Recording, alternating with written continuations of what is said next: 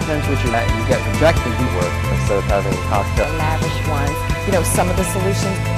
Considered to be the or, even though, you know, hopefully set up a neighborhood killed so easily. So that's very important.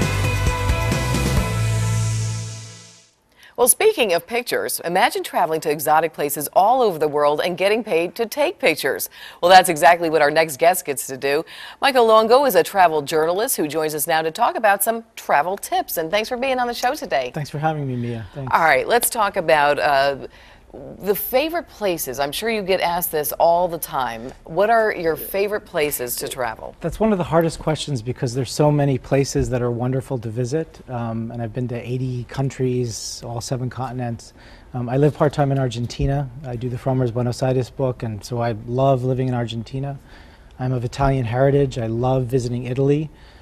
France is one of the most wonderful places to visit, from architecture to food. So it's a very difficult question. Yeah, no, I get asked it myself quite a bit as a journalist. I've been all over the world also. So, but if you had the one, what's it going to be? I guess I'll have to say Argentina, since that's part of my second home. Well, how does one go about being a travel writer such as you are? Like how do you go about doing this? Well, there's no real route to becoming a travel writer. And actually, if you talk to a lot of travel writers, they have very different backgrounds. Some do have journalism backgrounds, some have creative writing backgrounds. I have a communication and urban planning background, and somehow that's how I fell into travel writing. I teach travel writing also at New York University at NYU, so I have students from a variety of backgrounds who want to learn to travel write, who want to be travel writers.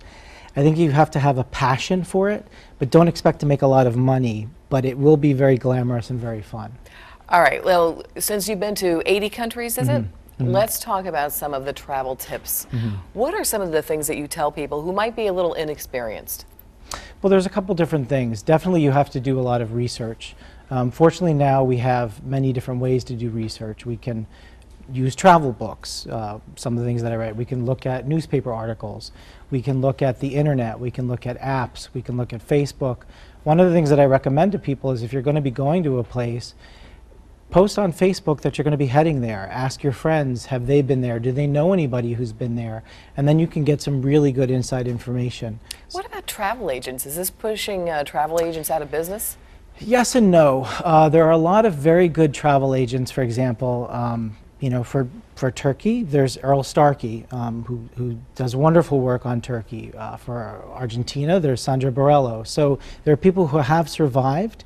If they're specialists and they really know what they're doing, you get so much better information out of them and a better experience than you would trying to place everything on your own. Yes, it might cost more, but you're really going to get that experience with a travel agent. Well, let's talk about cost right now, because not everybody has a big budget.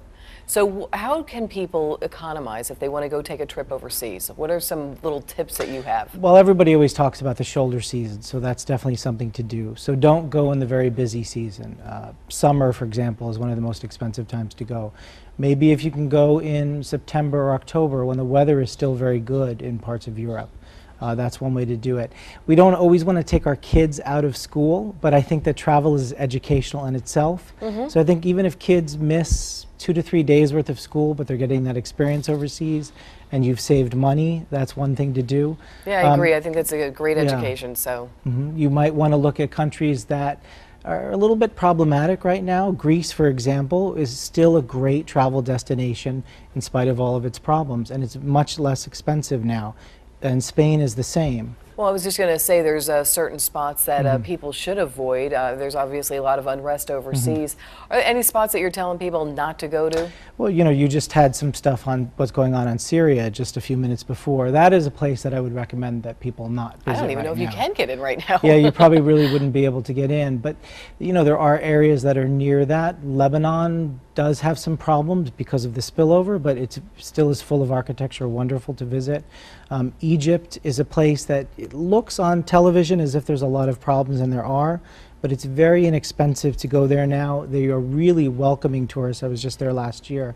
They really want tourists, and everything is much less expensive than it used to be. And of course, one of the things that I sometimes fail to do so even as a journalist, but if I'm going on a pleasure trip, sometimes I forget to record everything, and just the importance of doing that. That's one of the most important things. You know, I tell people if they want to start their own blog, if they want to put stuff on Facebook so that people know about it. As somebody who teaches travel writing, what I tell people is, you know, record sound. You want to remember the sound. Record, you know, your iPhone, your smartphones, they all record pictures, they all record video, they record sound.